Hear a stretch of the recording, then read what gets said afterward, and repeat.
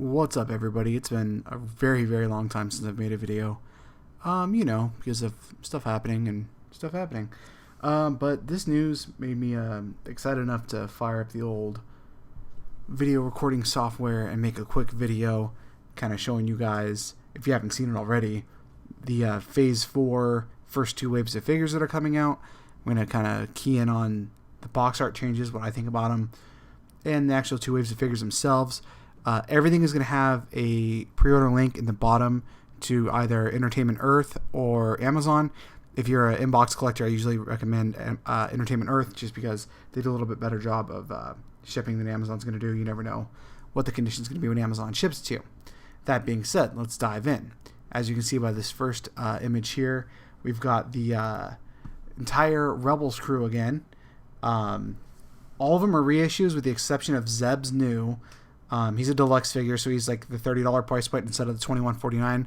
Oh yeah, and all of these have new price points of $21.49, so it's a U.S. increase of $1.50. You can see they'll have the purple boxing to them, which I think is pretty neat. You'll notice that on the front it says Star Wars Rebels. Let's take a look at the back of the packaging here. So you can see on the back of the package here, on that purple stripe in the bottom third of it where it says 01 Star Wars Rebels. So they are continuing the box numbering theme with this, but the major difference between this and phase 3, the red boxes, is that each series and film, I believe, have their own numbering series. So Zeb is number 1 from Rebels, and then Ezra is 2, and so on and so forth. But then when you come to like the Mandalorian, the Mando, he's number 1, and then so on and so forth, and it goes on. And then even down to the movies where it's like Return of the Jedi has its own numbering, and Phantom Menace, and etc., etc. I definitely do like the look of these new boxes, especially for inbox collectors. It's going to be a little bit more colorful, and if you're displaying them spine out, it's going to be a little bit of a better look, I think. We're just going to kind of cruise through these because, 6 out of 7 are reissues, and we have seen Zeb before. Ezra had been getting mighty expensive on the secondary market, so if you're looking for him, don't buy him on eBay or anything. I think he was getting up to like $80 or so. You're going to be able to pre-order him now for $20, $21.50, depending on where you order it at. Alright, now this guy I'm 95% sure is just a straight repack. Not really too sure why. If there's anything different with his Vader, but it's another Vader nonetheless. Oh yeah, another quick mention on all the other figures we just looked at. A lot of them have new face prints, which is nice, with the hyperreal face printing on them.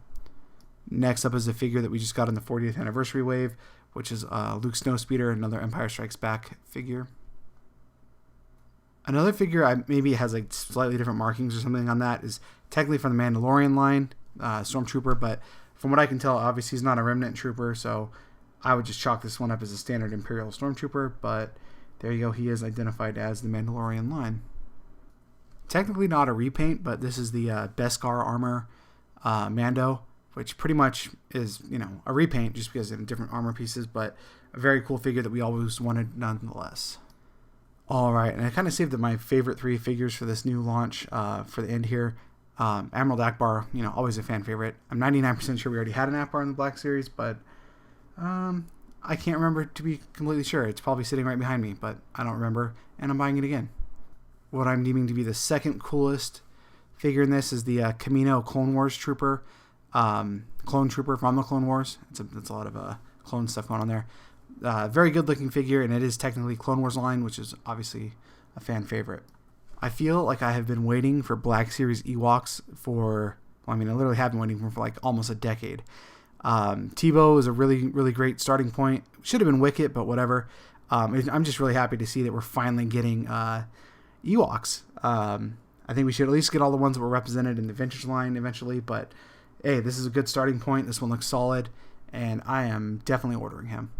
Thanks for checking everything out. Again, everything in the in this video has Amazon and or Entertainment Earth links in the bottom. Let me know what you guys think. Is there any figures you guys are going to buy again because of the face printing technology? Or are you completionist new in box like me and you have to buy them because they have new boxes? What do you think about the box art changes and the numbering series changes? Let me know. I'm curious to see what you guys think about these new changes from Hasbro. Other than that, I am out. You guys have a good one.